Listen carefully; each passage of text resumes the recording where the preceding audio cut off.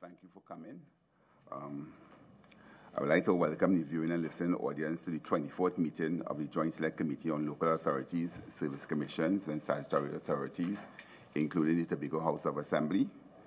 This morning, the committee will meet the representatives of the Public Service Association, PSA, the National Union of Government and Federated Workers, NUGFW, the Joint Trade Union Movement, JTUM, the Consortium of Disability Organization, CODO.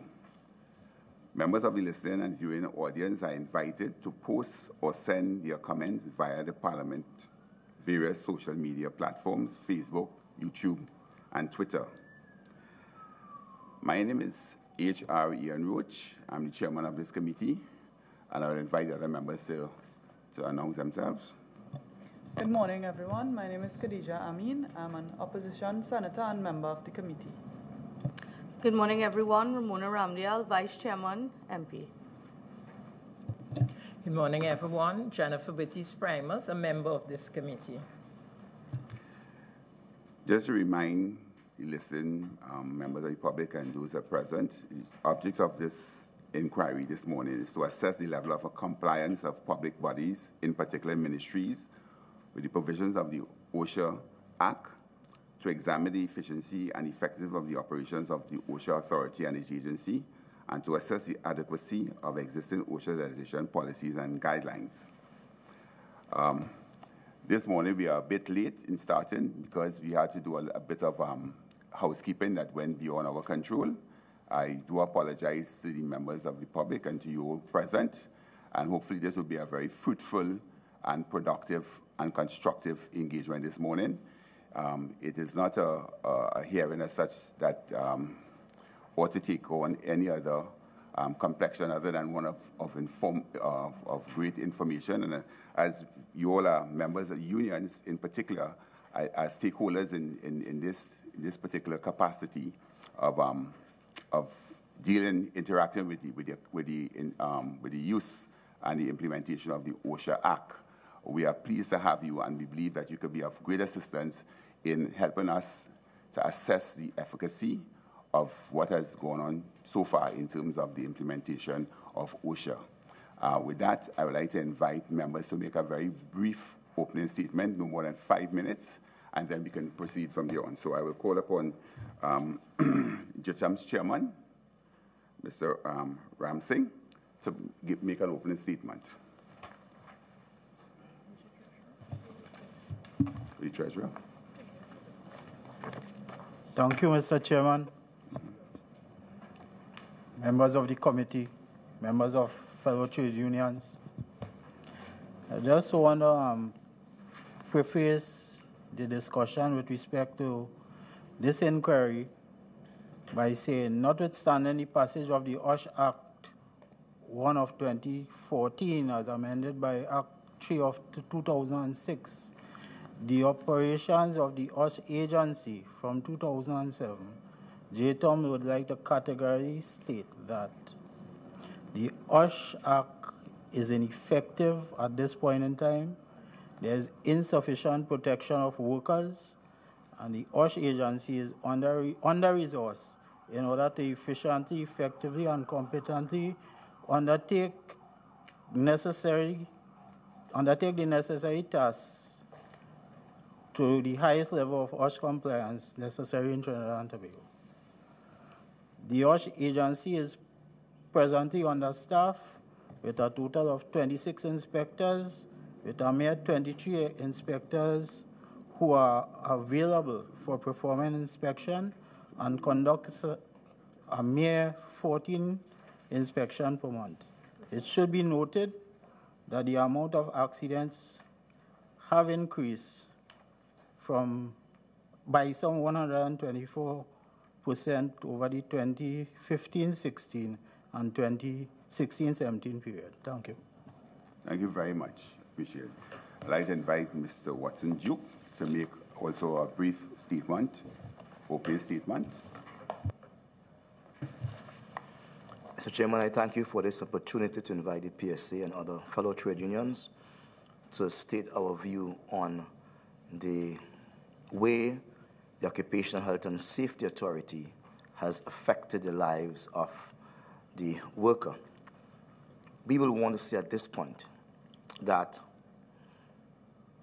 the Occupational Health and Safety Authority has failed the nation, and specifically it has failed the public services or public sector, I would say, workers. They have failed from many points of view. They have been established by an Act of Parliament since 2004, and the Act has been amended in 2006. There are regulations, there are stringent laws in place, but they have failed to enact and to police those laws. What they have done is engage in big-time politics, and we are hoping that this Joint Select Committee would be able to glean from us as trade unions thoughts and ideas that would somewhat curb that level of politicking and that level of placing human lives at risk to their whims and fancies. We totally believe they have failed, and failed 100% at everything they would have done from time 2004 to present. Thank you. When you finish speaking, could you take off your mic? I would like to invite Mr. Clifton Simpson to do likewise, make a brief statement. Good morning, members of the committee and other members present and my fellow trade union comrades. I am Clifton Simpson, Second Deputy President General of the NUGFW. Mr. Chairman, before I make any comment, I just wanted to crave your indulgence with, it is a matter of efficacy in terms of the records from here on. Your correspondence to the union, dated April 30th, makes reference to the inquiry, but in the wording of the correspondence, one can get confused as to whether you are addressing public officers or the union that represents daily rated workers. If you, at a cursory glance, you would see it makes reference to daily paid. And for the record, we would want to advise the committee that we represent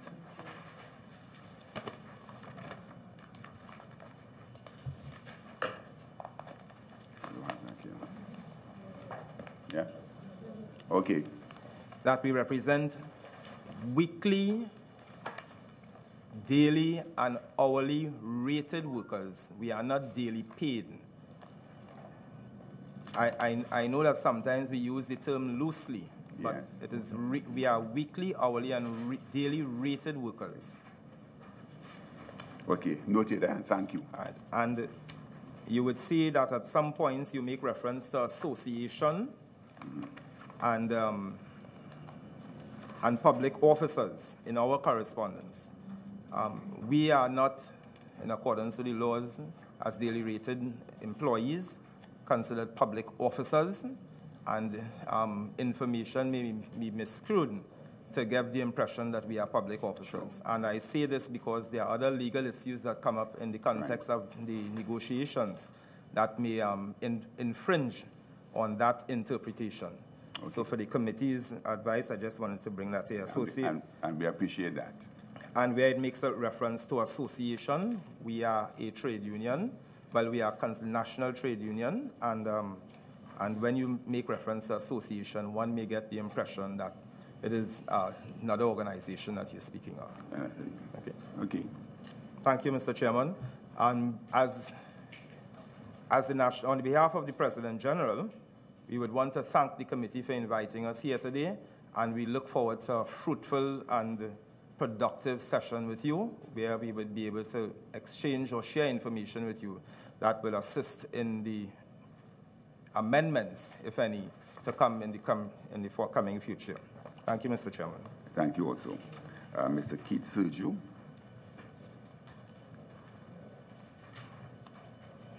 Can somebody assist them? Yeah. Person.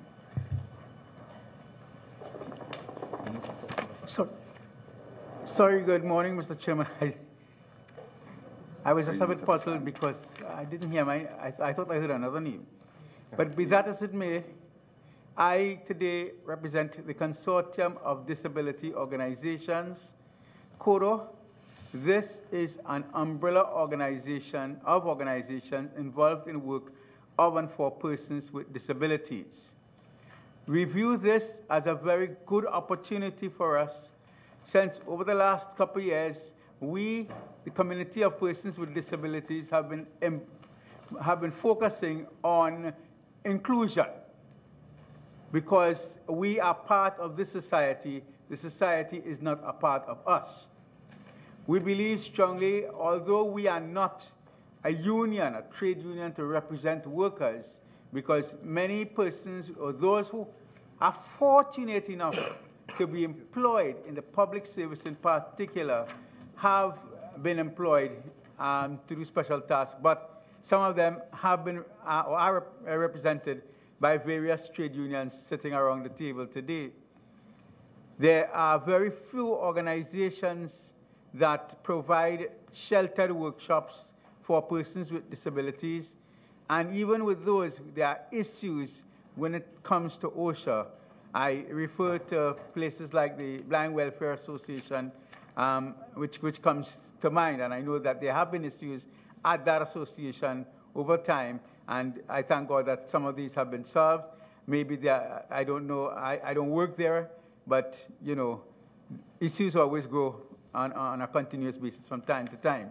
But we consider this a partnership in progress, working as a consortium with the trade union movement and with the authorities to ensure leveling the playing field for persons with disabilities. We got some questions from the committee, I take it, and some of these we couldn't answer. As I said before, we are not a trade union, but we encourage our members to send any information to us, and we continue to encourage them to do that. But as I say, some of their agencies are working with their respective trade union representatives to ensure that persons with disabilities employed within their fold are taken care of in the correct manner. And we also say that when we're doing things, accessibility and lighting becomes crucially important to persons with disabilities, particularly to those with visual impairment. And as you, the chairman, will know that there are many buildings which you perhaps cannot still enter. So we know that there was a building code in the works and was launched sometime in 2015, just before the government changed hands, a product of the Bureau of Standards and the Consortium of Disability Organizations. And to date, we have heard nothing more, but yet we continue to see buildings being built without due consideration, even places where persons with disabilities are supposed to frequent more often than others, but still we have some shortcomings and challenges there too. Thank you, sir. Thank you very much. Thank you very much. Gentlemen, I would like to put out to you the first thing I would like to ask this morning, which seemed to be the common thread coming from the responses from those of you, thanking you as well for the written submissions who were able to do that. Nevertheless, the common position I'm getting from you is that the OSHA Act, the Occupational Safety and Health Act, Chapter 8808, seemed to be lacking in a number of ways.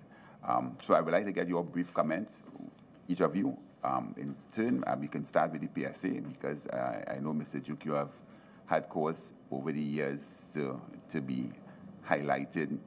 A number of government agencies seem to have been ill in terms of occupational health and safety requirements. So, gentlemen, your comments on it will be appreciated. Starting with you, Mr. Duke. Thank you again, Mr. Chairman. The PSA has responded to over 3,000 calls. Sorry? 3,000? Calls. Calls. And that's calls regarding complaints regarding the Health and Safety Act. Frankly, a close look at the Act, you will see a document that is good, well-balanced. It deals with health, safety issues, and welfare issues, from drinking water to air quality to the worker having the right to remove himself if he senses danger. However, the weakness of the Act is this: the Act does not provide for action to be taken against inspectors who would maliciously prosecute people. And I think a lot of inspectors have been prosecuting establishments maliciously and under the guise of being independent, and they cannot be charged in their own right. And I think also too, from our experience, a lot of the inspectors need to be made permanent, and the Act does not provide for these workers to be permanent. It provides for the establishment to be an independent one, but not for the jobs to be permanent. As long as you have persons who are not permanent, they will be fickle and they will become pawns in the hands of the political directorate. We have lived through 3 different types of governance or head of the executive. We had Patrick Manning, we had the Honorable Kamala Bissassa, Dr. Keith Rowley currently now. And what we have seen is that each of them will use the Occupational Health and Safety Act and the inspectors as if they were lapdogs, dogs to do their bidding and not to do the work of the workers. Our members are seriously challenged in that they believe that they have nowhere to turn to because these persons are not operating in accordance with the Act. So the Act is good again. The Act is good. Save and except there should be some way, some place in the Act where these inspectors or anyone who act maliciously can be charged in their personal capacity. Mr. Duke, I do appreciate what you're saying, and it's quite eye-opening for me. I'm sure probably other members here. But where the inspectors are concerned. But I want to be more, I want to remain as objective as possible in terms of dealing with whatever former administration in terms of the various heads that you just named there, right? I think we need to look, what I'm looking at is the legislation. And I do not think that the legislation will allow for executive intervention in that way. I do appreciate what you said, if people are not secured in their jobs and the organization ought to be independent, that is almost, it's obvious they can't really fully execute that level of independence. There's always a suspicion, even if they are not even being, the fear of doing something that may bring the wrath on them. I do understand that, right? So I want to take on board what you are saying. We appreciate it. But I don't think necessarily we need to deal with the executive getting involved at that level. We need to deal with the legislation, how we can tighten it up. And certainly you, as you said, you have had 3,000 complaints in the period of what? The 3 administrations, or this is per year or what? That's 3 administrations. 3 administrations. Over 3,000. Wow, that is significant. Okay, sorry, Ms. Ami? Yeah. Chairman, and if I could be allowed, I think from the very opening comments, the representative of JTUM, as well as Mr. Duke, indicated that the OSH authority, you find it ineffective. What is part of the role of a joint select committee is to make changes, make recommendations for legislative changes. So I think I want us to get clearly on record whether you see the ineffectiveness of the authority, whether that is due to legislative shortfalls, and if so, you may have some recommendations to put forward. For instance, Mr. Duke made a suggestion about the opportunity to appeal or to have the decisions of inspectors re-examined and so on. Is it as a result of improper implementation of the Act as stated, or is it due to the authority being under-resourced? And I got from your submission about the number of cases to be investigated and the number of inspectors that it is under-resourced. So with these 3 points, if you have recommendations under each of these that we could look at as a joint select committee to make recommendations to the Parliament. Gentlemen, I'm sorry. Sorry.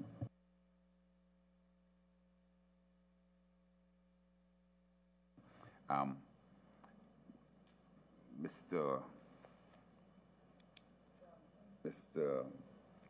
Ramsing, would you want to respond to that? Thank you, Mr. Chairman. I just want to say the question asked is rather direct. And there are a number of things that contribute to the position that we find ourselves as a country in today. Not only the legislation as it is, but the structures to ensure that the legislation is implemented in the proper way, right? And by doing that, by not doing that, we find ourselves in the position we are. And we had given a written submission, though not complete. The fact is, it also deals with structure. And no, but sorry, but the thing,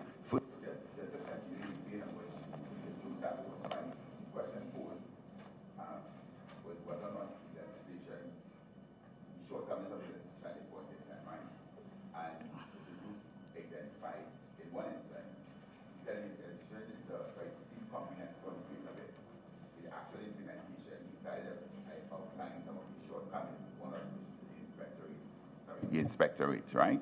So I want you to continue on that basis. We will get into the other side. So I just want to deal with the legislation as it is right now. There's a lot to cover. So if we can clinically, I just want to get different perspectives from you all, because you will be representing different interest groups. But basically, we'll have different experiences. Some may be very common. So that is where I want you to go with me.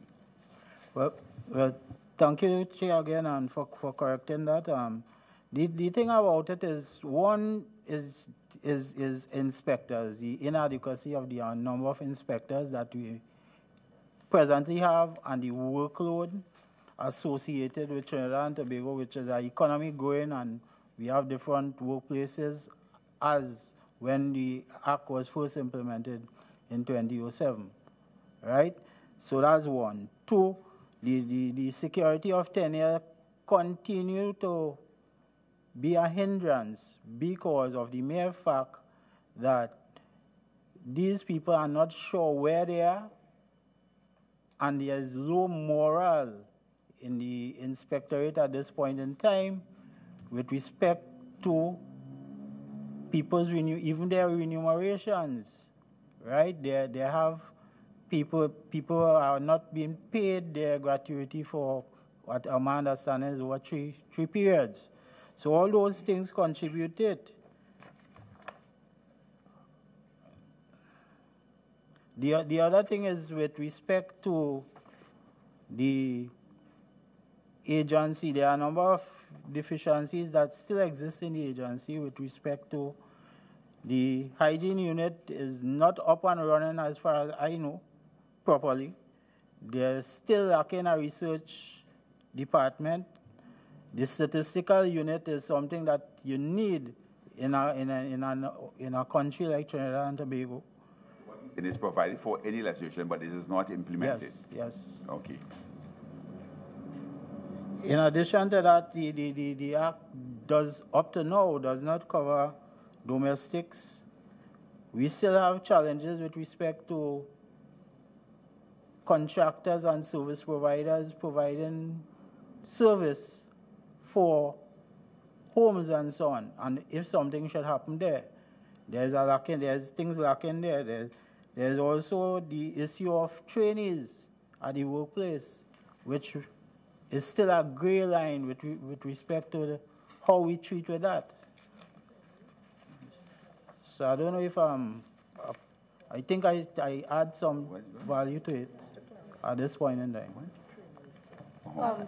And you spoke in your submission about infrastructure. Ms. Amin, just now. He just wanted to clarify something he just said here concerning the trainees. Just elucidate on that a bit. What do you actually mean with the training aspect? Could you just...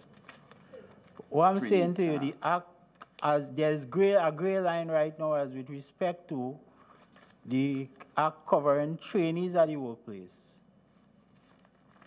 meaning that they are not covered under the Act? As I say, they are a gray line. I'm not sure at this point in time. Okay. Because we never had had no experiences basically with trainees at the workplace and what happens in case something should happen to them.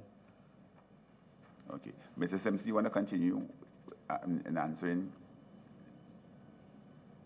But in responding to your question? Yes. Okay. All right. I just want to get everybody to give me.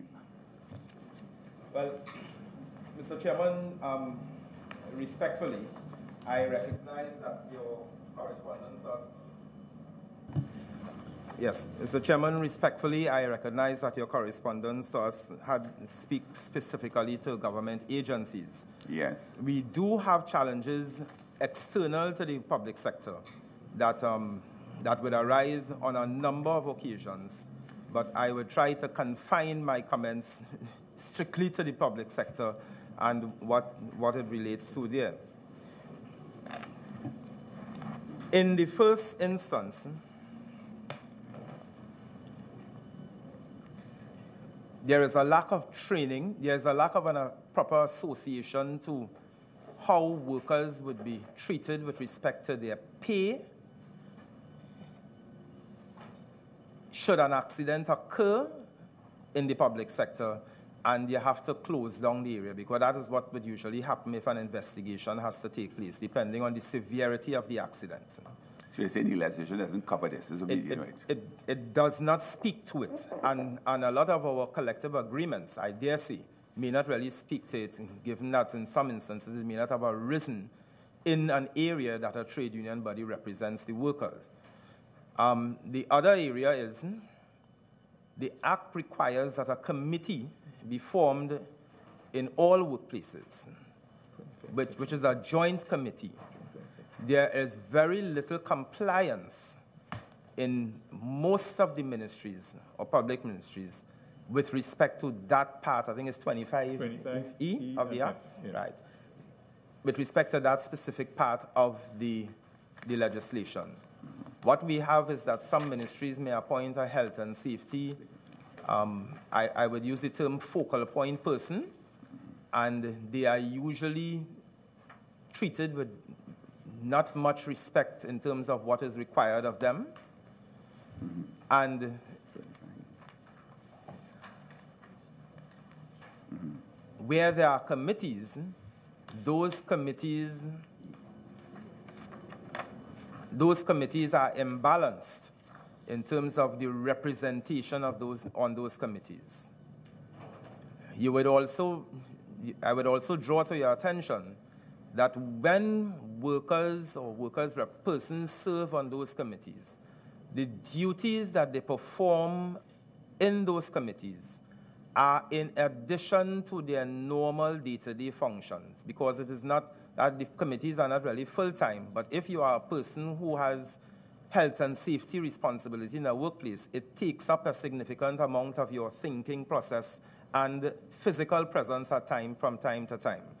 And so therefore, the Act does not speak to how those persons will be compensated, particularly in environments where the trade union is not there to negotiate an additional package for them. There are instances where reference is made to the Workmen's Compensation Act and how persons would be treated should an accident take place. The Act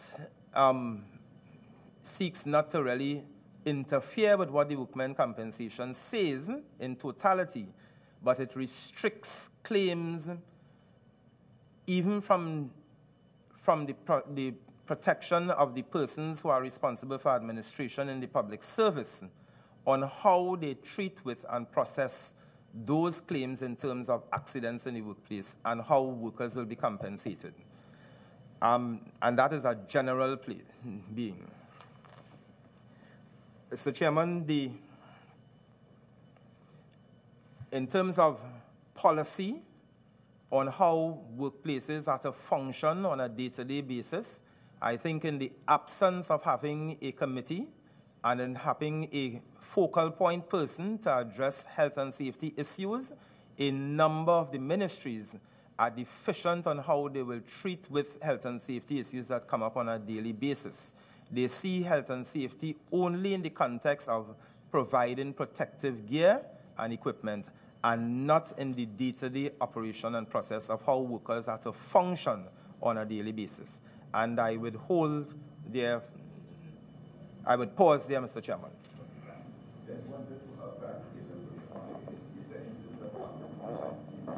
Compensation under the OSHA. Yes, you see there's a difficulty with the workmen compensation? In that sense? Yeah, could you clarify what you're saying? I just want to... What we have found, it has been our experience that in a number of instances in the public service, that if a worker should be injured, our members have had challenges with getting pay.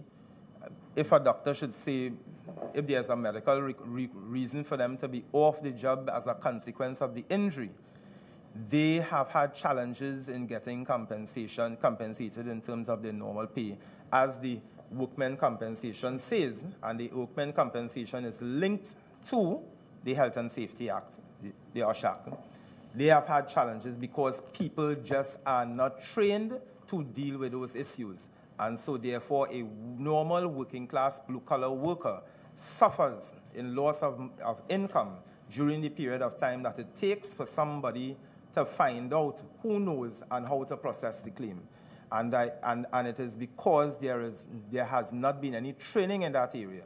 And so it's not that the Act doesn't provide for something like that? But the Act itself does not speak to it. It just says, it doesn't speak to it. The Workmen Compensation Act speaks to it.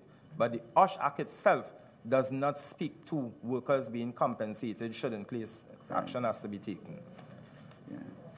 Yeah. Okay, thank you. Mr. Prasad? Well, Mr. Chair, the inadequacy of the legislation, or the gaps that UI have identified as it affect. Okay, let me start by saying firstly that this document, the OSHA Act, is a voluminous document. It's a pretty big document.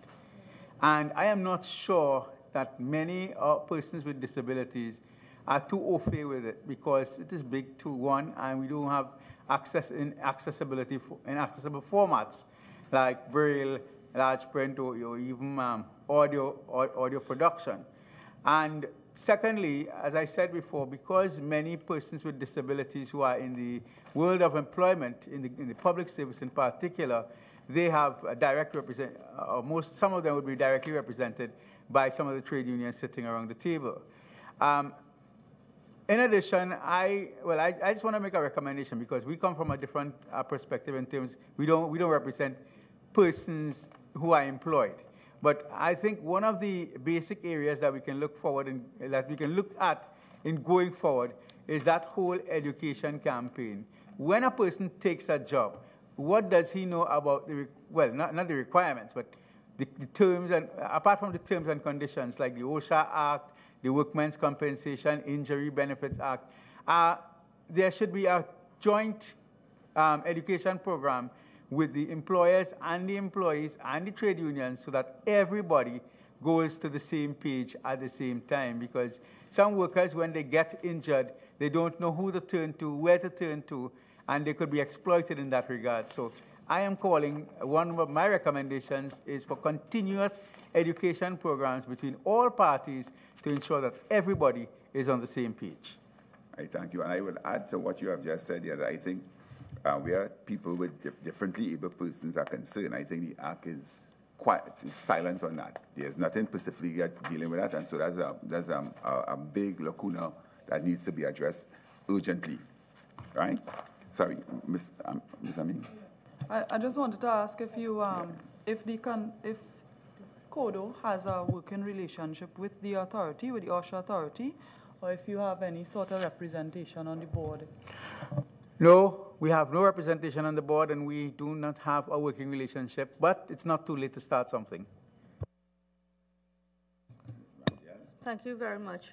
And anyone can answer this question. In your submission, you stated that the fire service, prison service, and health services and laboratories should be removed from the list of exempted from the right of refusal and removal.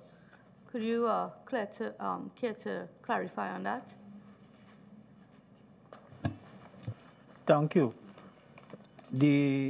Under I think it's section 15 of the Act, right? They have the right to refuse dangerous work. The thing about it is, notwithstanding the inherent danger that these jobs, these individuals are exposed to, there are other conditions of work in those workplaces other than emergencies where you have health and safety issues. These people who work in these conditions, they are under the Act, they are not allowed to do that. But these very same people are human beings also. And the thing about it is, there have to be some sort of legislation to cover, even if we have limited, to cover these people under the Act. Do you have any recommendations moving forward in terms of amendment to the Act? Well, the first thing is that we have to do is agree that they're supposed to be removed from the Act and make the necessary arrangement with people who represent those organizations in order to come up with a mutually accepted thing for both parties. Thank you. Mr. Duke, what I would like to ask you, being the most visible person in the promotion of the OSHA Act in recent times, what would you say is the most or are the most common breaches of violation on the OSHA Act in the public service?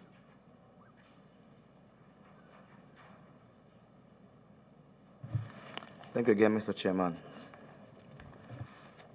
The most common type of violation, and I want to be a little bit philosophical about this one, a bit strange, is when we have persons who are empowered by the OSHA Act to visit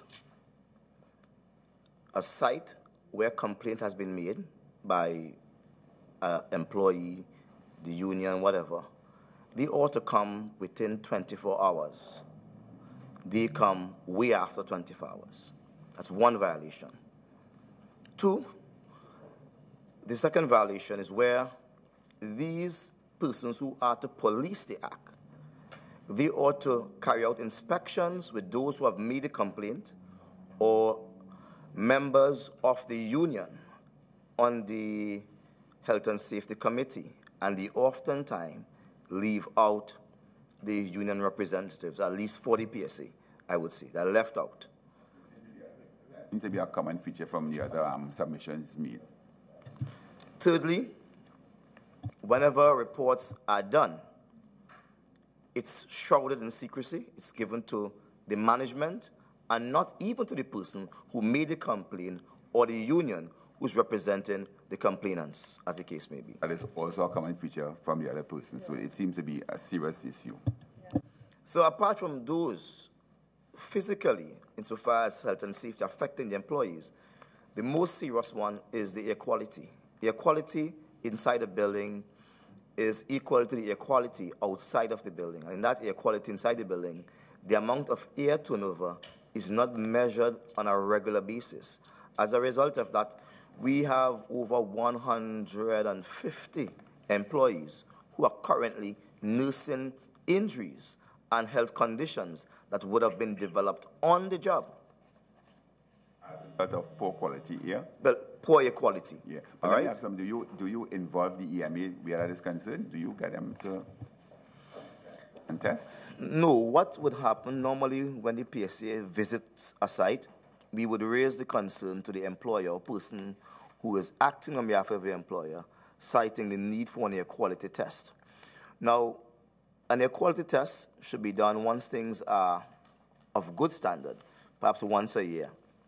All right, but we have situations here where some special agencies, as Kariri and others, would come in and they would test. They will find fiberglass in the air, a high buildup of carbon monoxide in the air, dangerous fumes in the air, temperature, humidity, a number of things within the air, spores. Sometimes when they do a swab, they will find dangerous bacteria, as Stachybotrys bacteria, which is responsible for creating bleeding, internal bleeding in the lungs, and eventually killing people. These can be found here. And when they find this, the employer smile. And here comes in OSHA saying the building is safe and workers should go back to work. I have met persons in one of the most beautiful, pristine buildings in this country. It's called a Service Commission building around Picton Street. Blue glass and steel. The ground is scrupulously clean. The tiles is perfectly white. They have found, some years ago in 2010, Stachybotrys bacteria in the building, and there was one lady there who had respiratory problems. She went to her personal doctor because they are not paying her. They don't pay for a cent when workers are sick. And while she was doing this, this procedure where they put the camera down to her nose and into her lungs to see what it is, her lungs got punctured.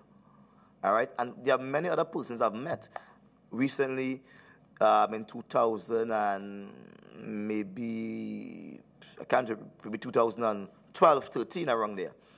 We had the situation with Board of Inland Revenue Trinidad House, where the permanent secretary sought to send all of the workers on the recommendation of the PSA to an industrial medical exam.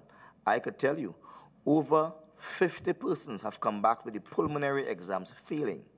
There have been fiberglass in that building also. There is no aftercare for these members. So the air quality, I say, is most important, followed by structural integrity of the building.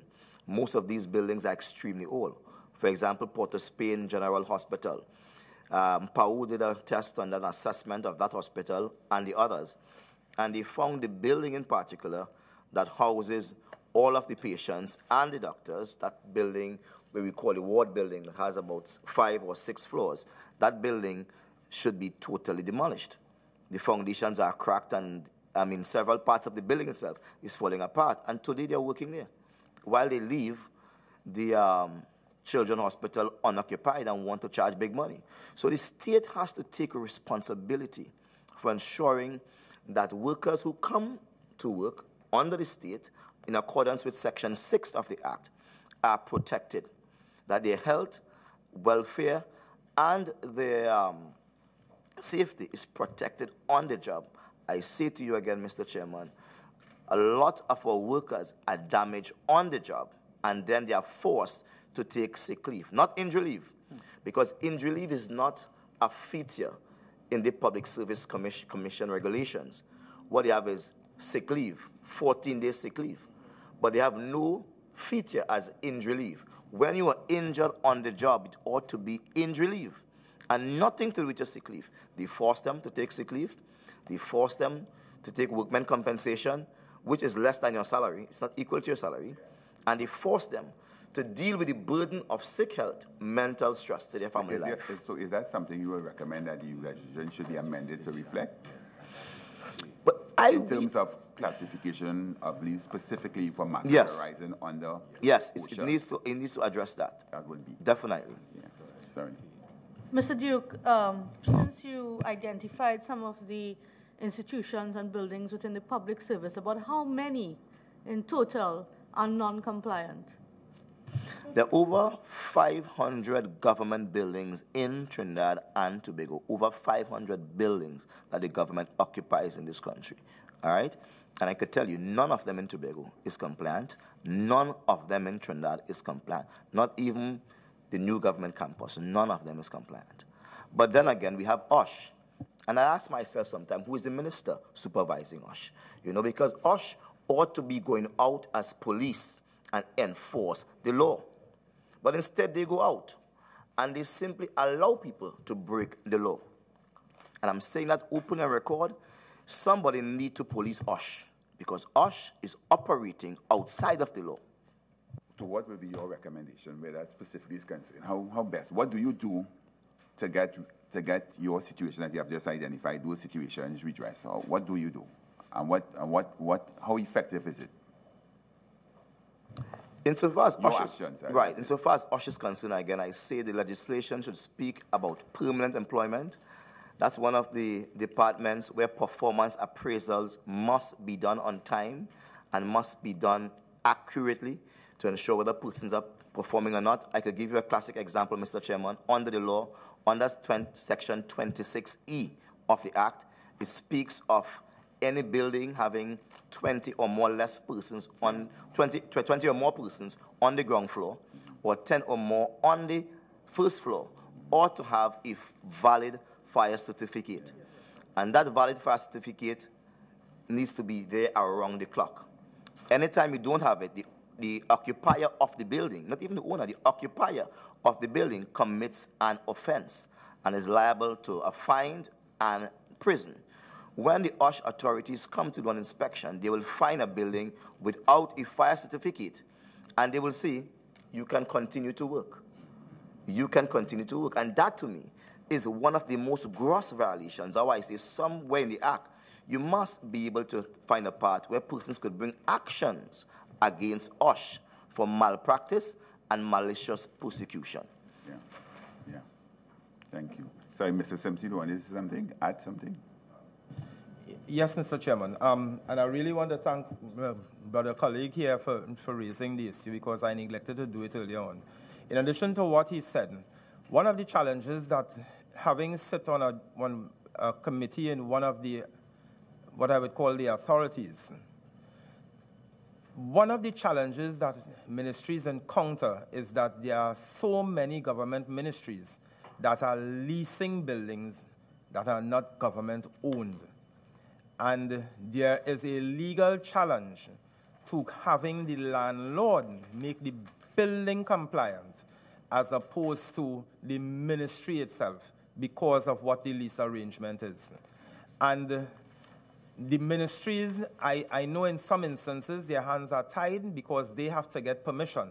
And when you have to go to what is the thing you do when you're putting it out for tender? The tendering board. There are restrictions on them insofar as when it's used, like what my brother raised earlier on, sick building syndrome comes up. You cross between two things. It's either the workers stay home or you find a reasonable alternative building to put them in, or you leave them in that building. And more often than not, workers are made to be left in the building because we have all these issues of productivity and all of that coming up. And the public perception is given that workers just don't want to work or they're lazy. When in truth and in fact, by staying in the building, you are making them more sick and less productive. And we need to find a mechanism to allow the ministries or the department responsible to move away from that work environment into another environment in an emergency case where that is more compliant, and until the landlord either fixes it or the proper mechanism is put in place where the ministry can fix it itself and therefore have the people occupy the building in a productive way. Right?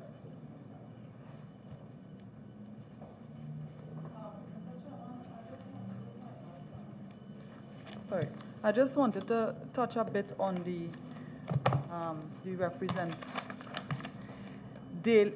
weekly, hourly, and daily rated workers, commonly called daily paid workers.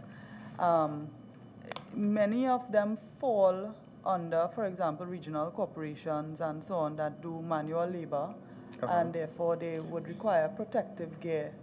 And we have had some reports of, cutback in funding. And how, I want to ask you, how is that affecting your members receiving protective wear, for especially those who are out doing those type of jobs? I want to thank the senator for asking that question, and the member for asking that question. It's not that I didn't anticipate it may come. The Act says that the employer must perform some of its functions as far as is reasonably practicable.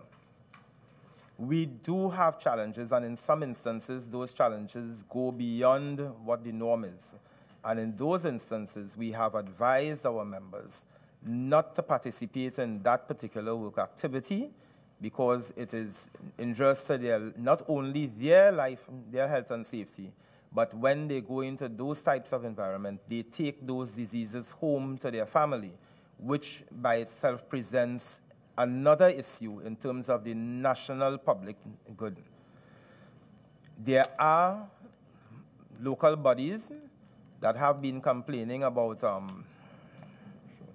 shortage of funds, and I would want to respectfully submit that issues such as the provision of protective gear should not be placed in a budget combined with other issues that has to be dealt with in instance of local government with the burgesses and wages and salaries. They should be allocated separate and apart on a national scale so that funds should, my respectful view, funds should be drawn down so that workers will get their protective gear and equipment in the quickest possible time when needed.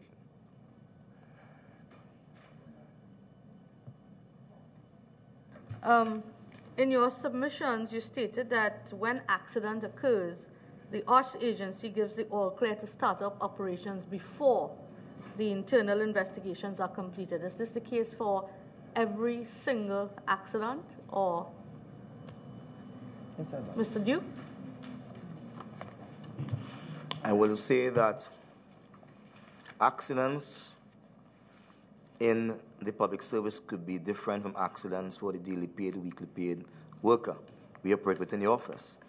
And the Act says the scene ought to be preserved and it ought to be recorded in a book. You can search any single ministry and there's no record of it. I could say to you now, we have had a number of calls as recent as last week where a ceiling fell on a nurse in Mount Hope. A ceiling fell. There's no record of that in any book. We have where the elevator in the Twin Towers, financial towers, has dropped on several occasions, one time damaging a person who's permanently damaged. There's no record of that anywhere. There are many even instances where in the custom building, that new building across there, Government Campus Plaza, where the elevator dropped again, damaging people. So these things happen and it's water and duck back, no OSH will even show up. It's just brush it off. And I ask myself again, who is policing the OSH authority? They are a law unto themselves, and in my book, they are more corrupt than the police service. It's just my view, a pure union view. That's my humble view. Mr. Duke or any one of the other members here can ask. In a submission read, they said that there's a culture existing among employers where they refuse to treat with the trade unions. I've seen that JTUM said so. Is there another penalty for that, where employers refuse to treat with them with the trade unions concerning matters of this? Yeah. Well, Chairman, that have been the experience in some areas, not all I might say.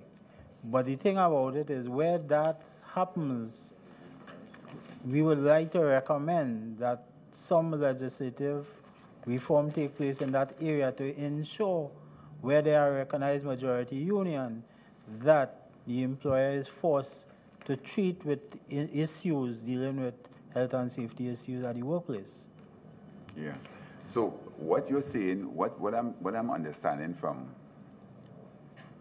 Mr. Duke at this point in time, dealing with the responsiveness or a lack of responsiveness from the agency, OSHA agency, is that even though the law may have provides for certain activities to take place in certain, by and large, it seems to be not done, is being not done, is not efficient in doing that.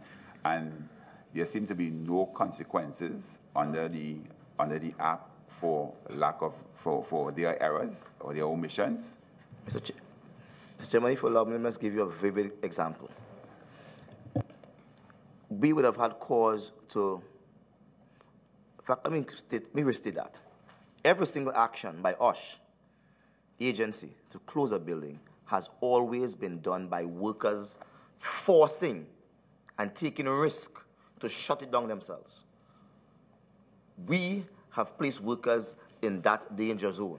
You have to be in a position where you're willing to die for your rights, literally die for your rights, than to live in an environment that kills you. We have a situation where the Immigration and Passport Office was shut down some years ago. And we pointed out to USH that there's no fire escape downstairs the building, where there are hundreds of people at any one point in time, because the public would come in for the passport along with workers. There was no escape, one way in, one way out. Some days after, there was an electrical problem. Well, USH came, they saw, said, no problem, people ought to work. Some days after, TNTEC came to fix an electrical problem. One particular person from TNTEC got burnt up in the building. He couldn't escape. Subsequently, he died. You know, the building continued to operate today. That's about over 3 years ago, without a fire escape still downstairs, no exit door. But the USH is happy. They are happy. They are comfortable with that. So, Mr. Duke, I mean, what you're raising here, they are quite serious issues there. As a matter of fact, as you're raising them, I'm also thinking of Mr. Prasad's organization, which I could very well easily identify with. If able-bodied persons are not being adequately provided for in those, you would believe stand a good chance of escaping, a reasonable chance, I should say, in escaping. What will happen where you have persons from the public who are differently able attending to those buildings? What will be their case in case of emergency? So, I mean, I'm glad that this has been highlighted. I mean, this is quite a grave concern that needs to be addressed urgently. And I want to ask any of you, what are your experiences in the court when you're dealing with action where the employees are allowed to leave the buildings because the building has either the existence of hazardous conditions or due to imminent danger? Now, I find imminent danger is quite a significant or onerous type of danger. Right? Imminent means almost immediate. What is the interpretation the court has been given on this? Has this posed a problem to implement or not? Mr. Chairman, before you go there, I just want to back up a little bit. Sure. Because I can also say, based on what I've heard coming out, a few years ago there was an incident at the San Fernando Blind Welfare Association. The management was called. They said, well, you know, you all stay put and whatever. But I say that to say that sometimes management of these organizations, they want to defend their track record, and they don't really care about this health and safety of the persons who are employed there. Because in a case like the Blind Welfare Association, the majority of persons employed are blind and or visually impaired as handicraft workers, as members of staff. And the management, some of whom, surprising enough, are in the same position because they are blind and or visually impaired. But you know, sometimes when you step up from one step of the ladder to another, you see yourself in a different light. But I believe that when a complaint is made by an individual about a situation, that individual, along with the management team, along with the OSHA team, must all be in agreement. Don't just tell the manager what you want to tell the manager, and the manager go and tell the employees what they want to tell the employees, because the management might say, well, look, the building go there, so let's go back to work. But this time the building is not. And there has to be a cohesive approach to dealing with some of these problems. Okay, thank you. Sorry, somebody was answering. Somebody was answering, continuing. Mr. Duke, you were continuing? Yes, put back on your mic, please. Yes, just repeat, if you don't mind. Mr. Chair, could you just repeat the question, just for clarity? I had asked whether or not, in terms of dealing with the interpretation of imminent danger, has that act more as a hindrance to getting workers to be taken away from a potential dangerous situation, or? Mr. Chairman, you have asked a very sound question. The PSA have had numerous experiences. I was once hauled before the court and charged with contempt of court because an injunction was placed on the same immigration workers I spoke of that had refused to work in a building that had compromised their health, their safety, and their welfare. And the injunction was given that these workers should not protest as if they were protesting. And the workers continue to remove themselves from the environment because there is no injunction in this land that could stop a person from exercising his right on their health and safety. And so the workers choose to exercise their right under health and safety. But though they did that, they got no help or support from the OSH. I recall the chief inspector sitting in the witness box, and though he agreed that the carbon dioxide levels were way above normal, he was saying the building is quite good and safe to work in. I further recall a matter with the Sugar Industries Labor Committee and Welfare Committee, Silwick, in Couva, where these workers refused to work because they were occupying a house that is used as a government building, and there's no drinking water there. When you look at the tanks, it has moss within it. The electricity keeps fluctuating because these buildings were wired for the home use and not for all that computer and heavy lighting, etc. And etc. When they move out, the OSH department said that they are refusing to work without imminent danger. And we went to court to decide it. And the court said, hey, there was no imminent danger there.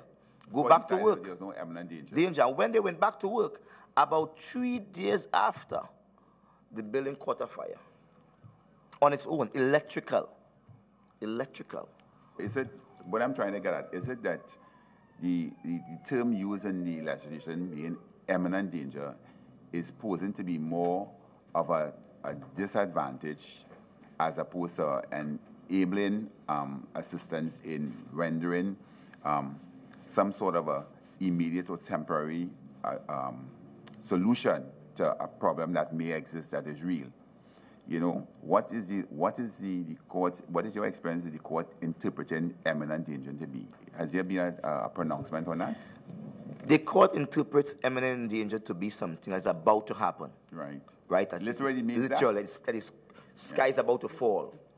But that nurse who got damaged last week while operating her normal duties in the Eric Williams Medical Sciences Complex, right? Mount Hope in particular, she didn't see the roof falling down, all right? We want to go further and say when the OSH authorities come to a building, they do not do an air quality test. They don't know about respiratory illnesses. They don't do a pulmonary exam. They don't check the electricals to see if it's working. They don't check the structural integrity. They don't check anything. They just look around and say, okay, you have a report, you have this, okay.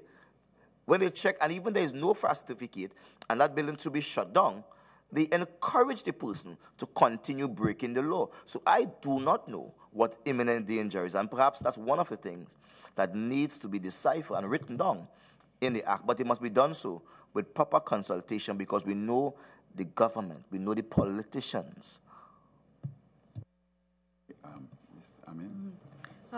Chairman, coming out of hearing the responses, we speak mostly of the reactive, what happens after an incident and how it's treated with. There is room and there is space for consultation between employer management and the representative union in fixing the problems before the danger comes. So, for example, Mr.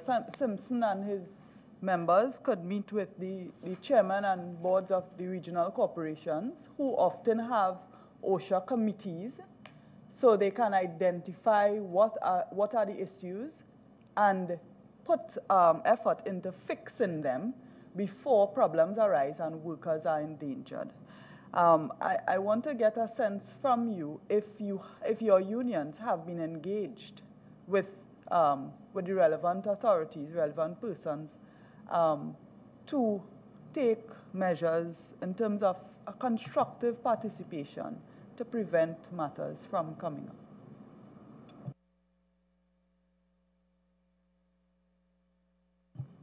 up. Well, let me correct you.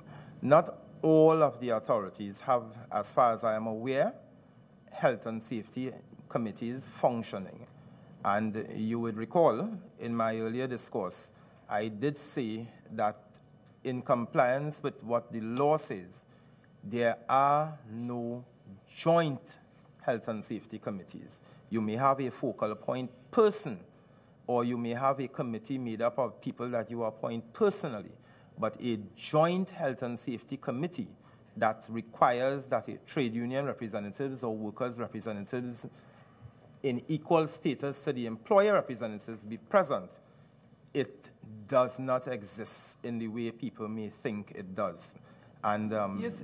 and to compel them to answer the other question that the chairman asked earlier on, the Act speaks to meeting and treating in good faith, but that is only when you have a registered majority union.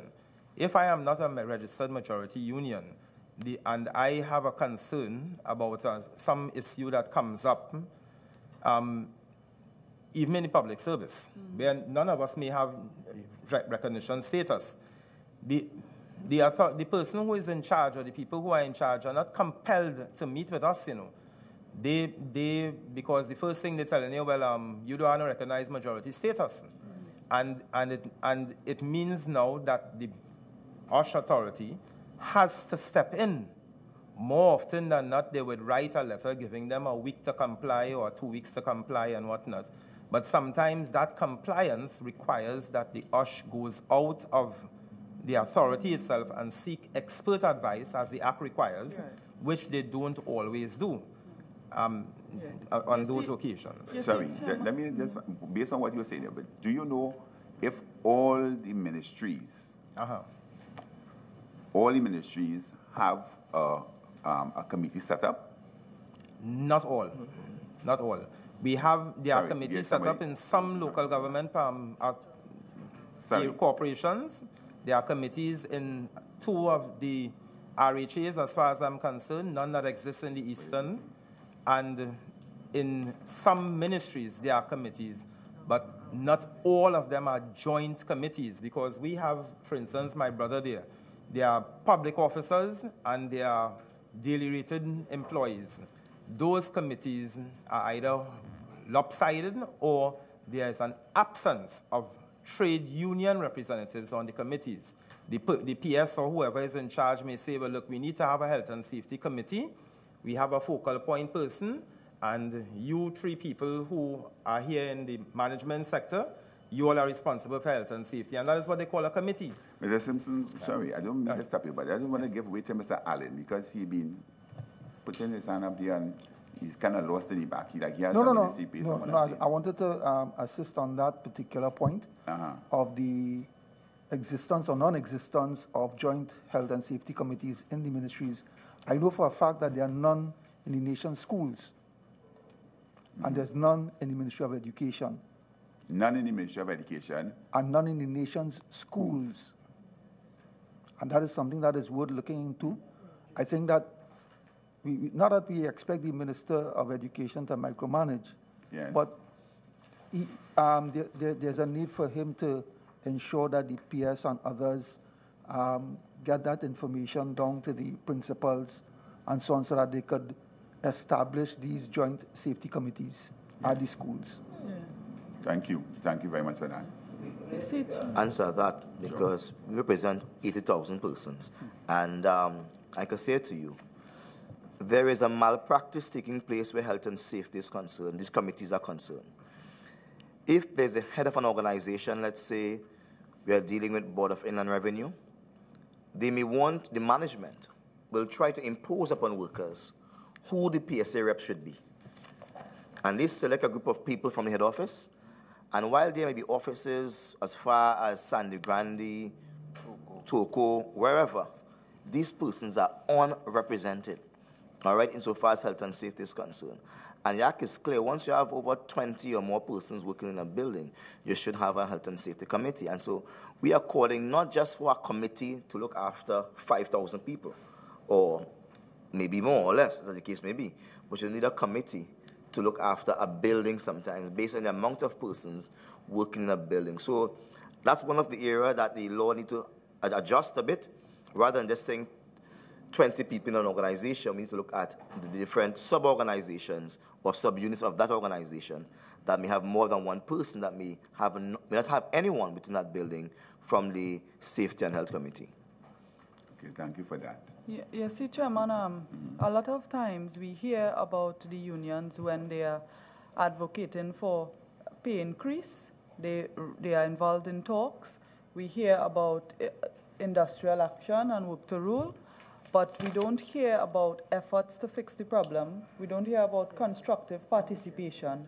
And nothing prevents a union from writing to the head of an organization, such as in a regional corporation, for example, and offering to be part of an OSH committee if they have one, or suggesting that one be established where they don't have one.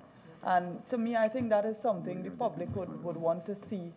I mean, it may not be as sensational, but I just want to get an idea if you have engaged in that, if there is, apart from your own invitation, if you have been able to take the initiative to ask bodies to set up these committees where there is none. Through you, Mr. Chairman, yes, as far as the NUGFW is concerned, and I know that a couple of my brothers here have been engaging and taking the proactive approach to engage the authorities in the different areas to start committees.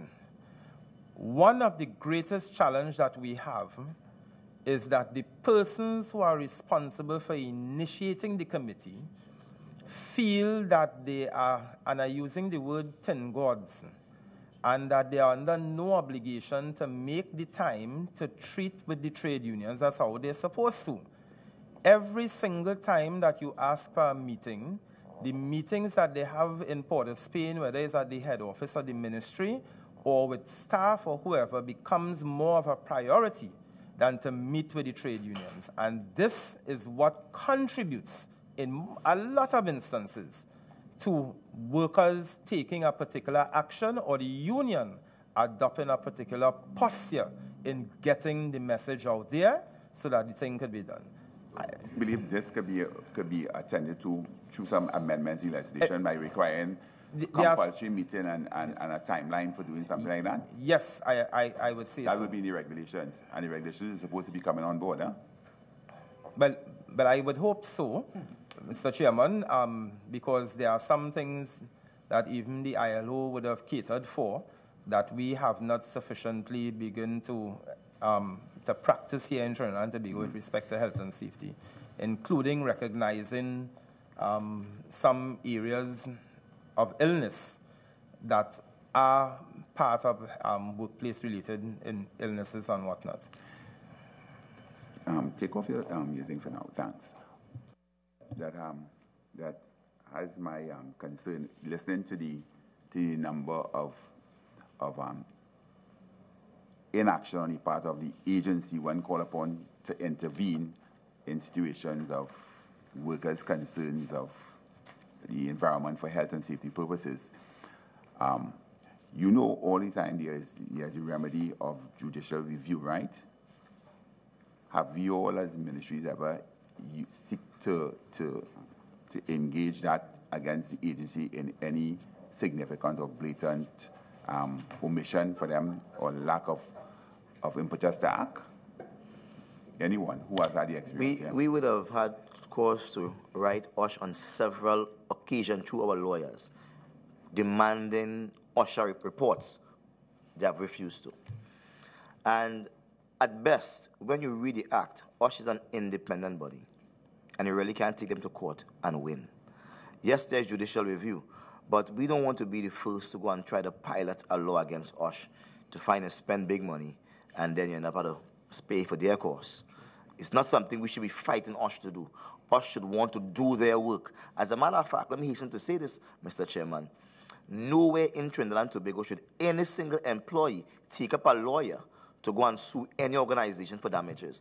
It is OSH's responsibility to act as the worker lawyer and to defend the worker against an environment that is unsafe for his life, limb, and his welfare. But OSH is not doing that. They're hiding behind the cloak. No, I do agree with you fully, but in the instance where, I mean, as I'm saying, being a member of the public looking on at what is going on in our society, and I saw over the last few years the number of times that I would have seen the PSA taking action to close down a building or not, right? Taking all the politics out of it, right? If that is in fact a situation that exists, that these buildings are not fit for employees to be working in that environment and they are injuring their health, that is not something to be playing with, right? And therefore, if the agency is falling, is dropping the ball, I mean, as unions, it's probably collectively under the umbrella of JTUM or FITUM or whatever they organize. If the individual union cannot do it itself, I think you all should take a position where we could collaborate and do a test case, because it is a serious thing and it really affecting your membership, right? Mr. Chair, I want to say through you, I'm happy to come here today because I know the power of the Joint Select Committee insofar as leading views and reporting back to Parliament. And I know for a fact, one thing is patently clear here today, is the distrust that exists between the union and the OSH authorities. Another thing is clear, is the fact that the OSH authorities are not operating within the law to protect and promote the health and welfare of workers. Yes, Mr. Chairman, I know prior to the sitting, the committee would have sent a list of some questions to the unions. I just want to get an idea, or if you have to submit it in writing, in terms of the number of untreated complaints you have with the authority at this time.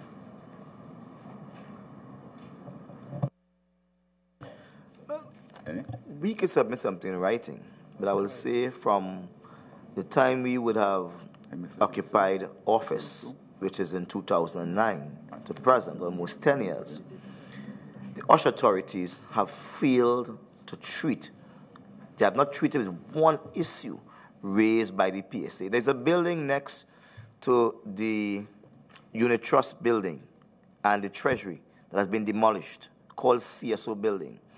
Workers took the risk of refusing to enter that building. That building was structurally unsound even before I became president and the law was in existence. Workers took it upon themselves and they literally stayed out of the building, running the risk of being dismissed, of being calling all types of names. And it was only upon their perpetual refusal to enter the building and do work. OSH authorities then come and shut the building down and demanded that they clear out of the building. Today, the building is totally removed from the area by implosion. There are many other buildings like that workers had to literally choose to refuse at the risk of losing their jobs. Mr. Russo, I think you wanted to assist us with something? Yes, Your Chairman. I just wanted to make an observation. I think fundamental for the success of the OSH authority is the ability of the government departments and all of them, whether it is, to identify the hazards and the risks and to implement controls to reduce these risks. Secondly, I want to say that the principles governing the approach in becoming OSH compliant must be constantly kept under review and must be articulated with a view to ensuring that whatever your nuisances or whatever dangers you pose are abated in a timely and efficient manner. I was listening to that, but I think it's important that we identify those things, and certainly those things must be identified in the context of Section 25E and 25F of the OSH Authorities Act. I think it will do a lot to bring us up to speed, or where we should be relative to this piece of legislation. Thank you very much, Mr. Russo. So is it accurate for me to say, from what I'm hearing, is that, which was one of the questions we were to pose to you, I think somebody answered it without me raising it with you. Is it that the relationship between the unions and the OSH agency is not a healthy one itself? Affirmative. The answer affirmative on that one. It's not a healthy one. And this is not just the PSA, this is across the board. There's actually no real relationship unless you have issues. OSH would not flag something to the union. They will quicker talk to the employer. So in other words, you get the impression of lack of impartiality. Exclusion.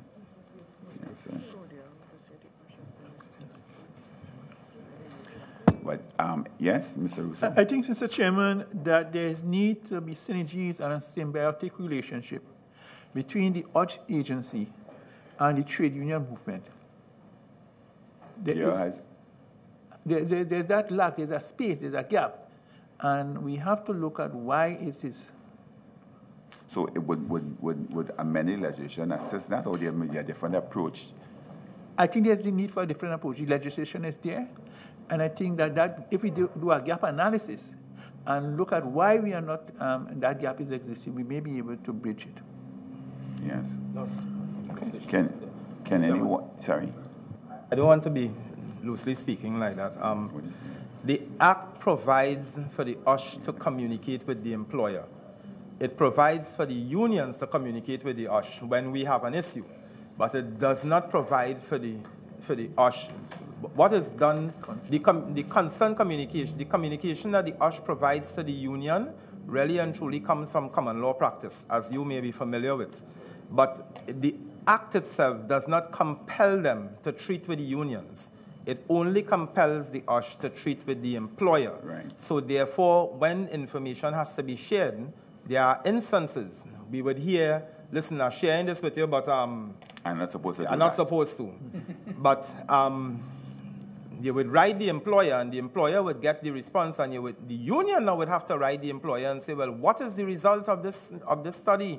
And the employer may say, for purposes of trade and secrecy and whatnot, we are not compelled to share it with you immediately or in the form that we get it, but we are doing what we're supposed to. Yeah. And that is some of the things that you sometimes find the challenge with. Yeah. So therefore, everybody won't be on the same page in light at the same time. But I wanted to jump on what my brother there raised earlier on, and I want to invite the committee just downstairs there, across in the old post office building. There are daily rated workers there who do all the surveying for Trinidad and Tobago. They have nowhere else to turn.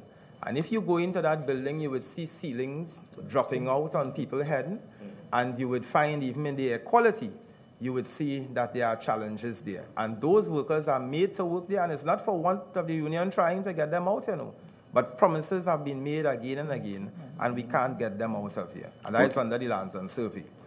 So is it again accurate to say, from what you all have been representing to us, that apart from some of the lack of responsiveness in a timely manner has to do with the inefficient capacity of the organization in terms of there are not sufficient qualified staff members to undertake the numerous complaints that have been brought to their attention? Is that fairly accurate to say that? Yes. Yeah? Yes. And what would you say will be, the complement, I don't know what is the complement of the agency, is it 100 and something? And how many staff, what is the number of staff members here? About below 50%. So there is a need to ramp up that. Yes? And there is a need, based on what you all are saying, that these employees of OSHA should be made permanent employees as well. That seems to be quite obvious. I just want to say, not the employees. The jobs should be made permanent. Some of those employees should be fired. Clearly, they're malicious. But the jobs should be made permanent. That's what we want to say. The jobs should be made permanent. Mr. Chairman, let me just, without your invitation, let me just plow ahead to say not only is OSH authority culpable, also the fire services of Trinidad and Tobago, they are culpable. They have been doing a slipshod job. As a matter of fact, I can say to you without the fear of contradiction, they have produced many fraudulent fire certificates. I can say that for a fact. All the fire certificates at the Civil Aviation Authority are fraudulent. They have produced them, and those certificates are fraudulent. In order to give, let me qualify, in order to provide a fire certificate of building, there must be a fire drill. and they have produced about 4 fire certificates of 4 buildings without a single fire drill. That, to me, is fraud. All right, Mr. Duke, enlighten as it is, right? I mean, when we make allegations of fraud, there's a serious allegation to be made, right? Yeah. So would you have taken steps to bring that in notice to the appropriate authorities that this has been, in fact, noticed and you recommend that this be investigated?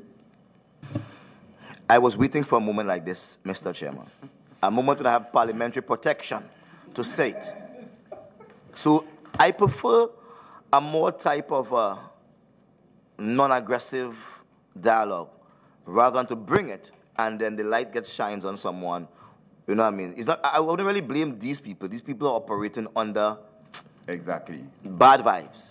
But when I bring it here now, and I point out why, even at WASA, there are several fire certificates there that are simple fraudulent. Many fire officers now are doing it from some kitchen, some car, just write it up and say it's good. They are not complying because to have a fire certificate, based on Section 26 of the Act, there are a number of prerequisites.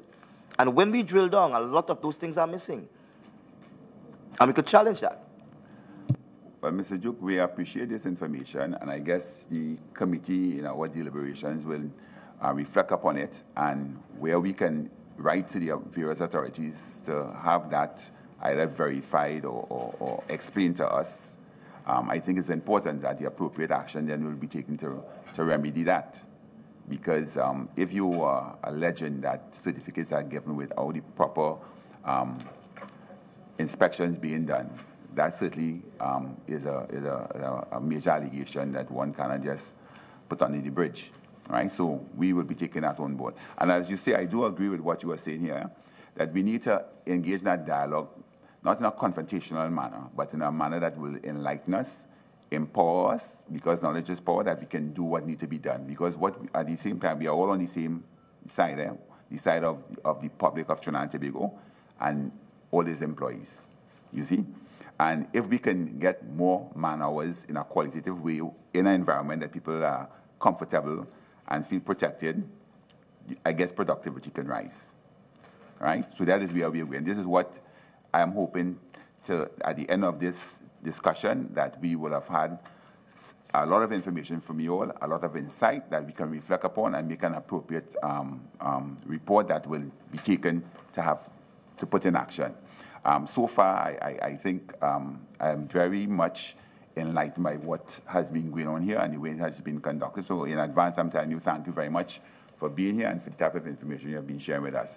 Mr. Russo, you put up behind us in class. Mr. Allen, sorry. Yeah. Yes, just two quick contributions I wanted to add. Prasad. Just 2 quick contributions I wanted to add. Sure.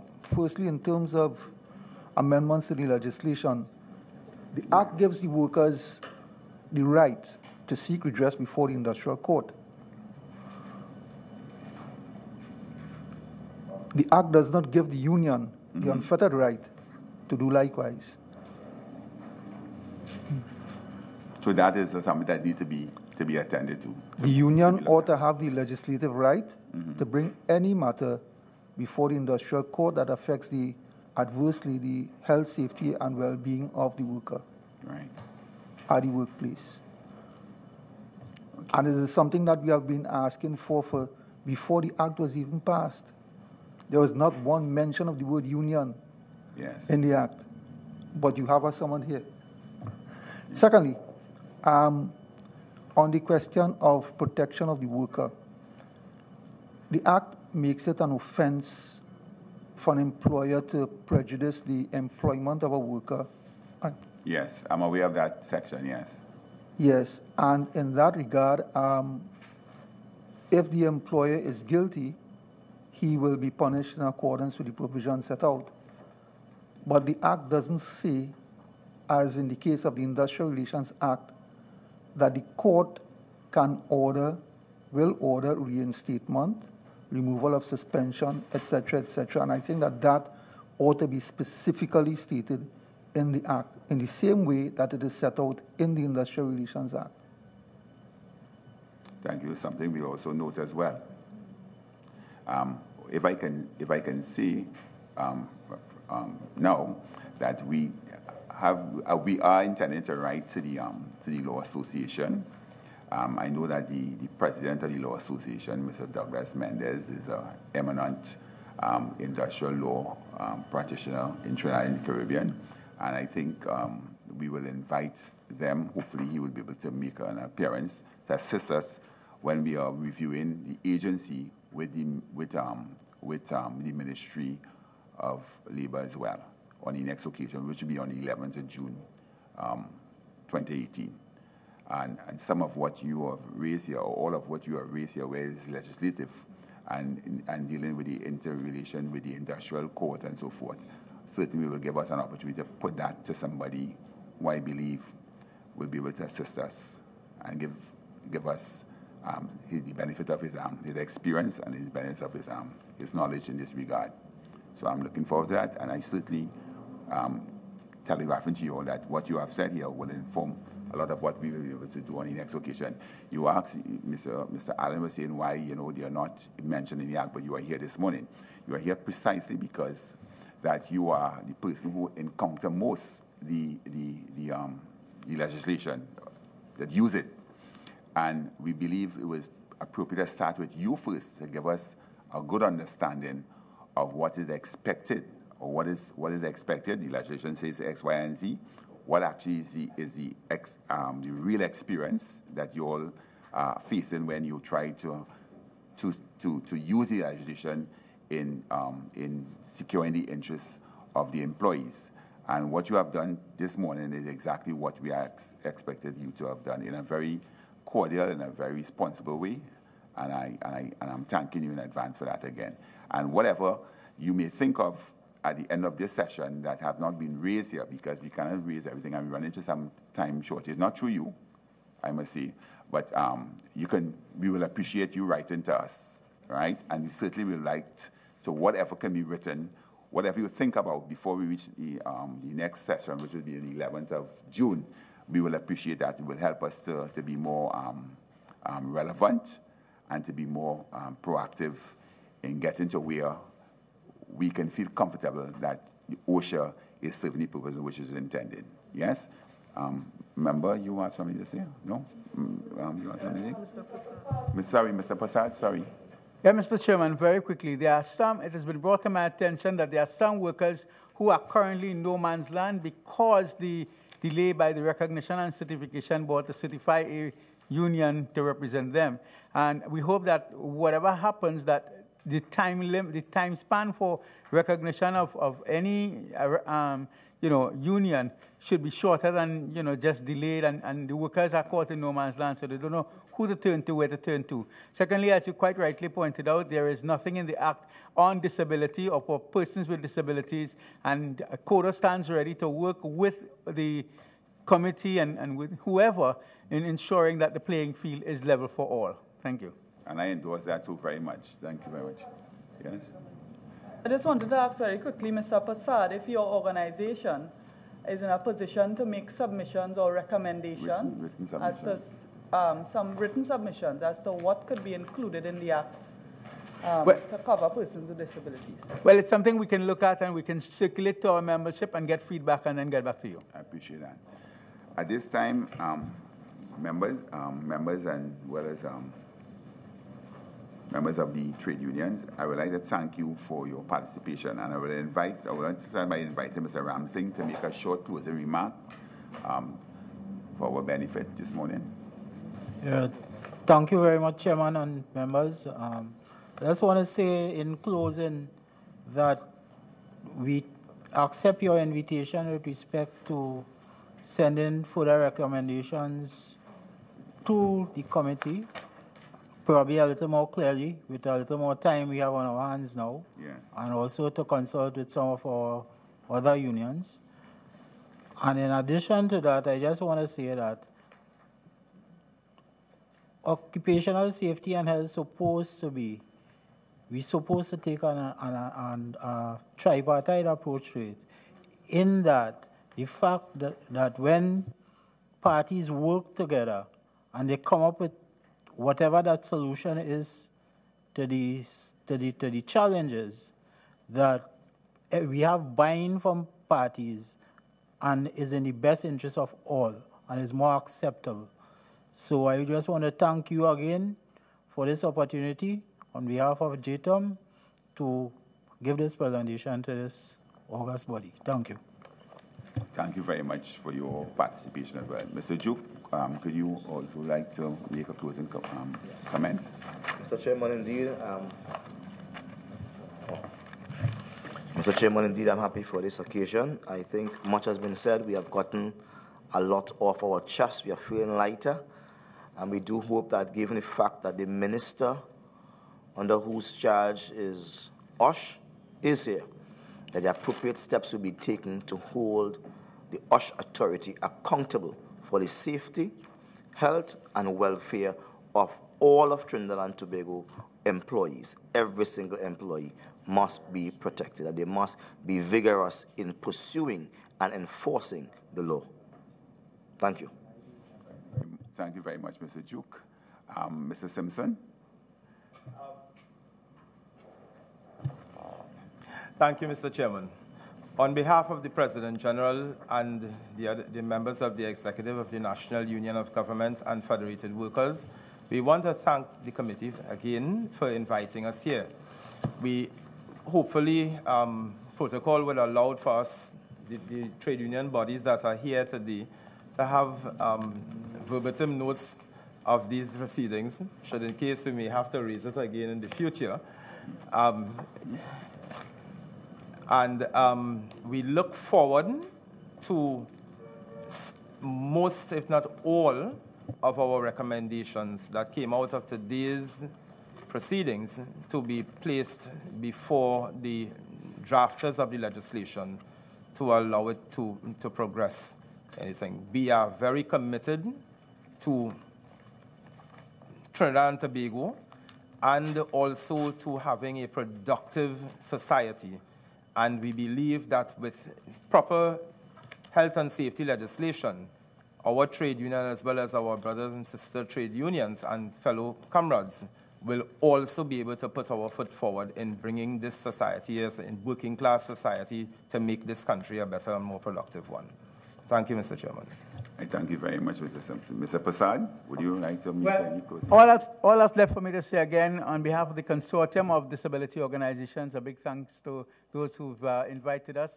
We stand ready to work with all agencies for the empowerment and enrichment of all, including persons with disabilities, as we work hand in hand, because we are part of the society. We recognize that the UN Convention on the Rights of Persons with Disabilities speaks on a number of issues pertaining to employment, health, education, etc. And so we have to carry the mantle forward in ensuring that all of us are included in whatever decisions and whatever programs, plans, and futuristic activities are taking place in and around our country. For together we aspire, together we will achieve. Thank you very much. I couldn't say it better than that. And I thank you very much for that. So in closing, I would like to thank you again for your participation. I mean, this was very enlightening. It was a very positive environment, and it could not have been achieved without your participation in the mature and objective way in which you did. And, you know, unions are seen sometimes in a combative way, and it is quite enlightening. I hope that the public will see that there's a constructive, engaging, and sincere party unions, that they play a critical role in our society, and we are all on the same bus, same bus, so to speak, and that what we want to achieve from this and any other joint select committee that involves public entities in scrutinizing their activities and their efficiency is going to create a better environment for us to prosper in.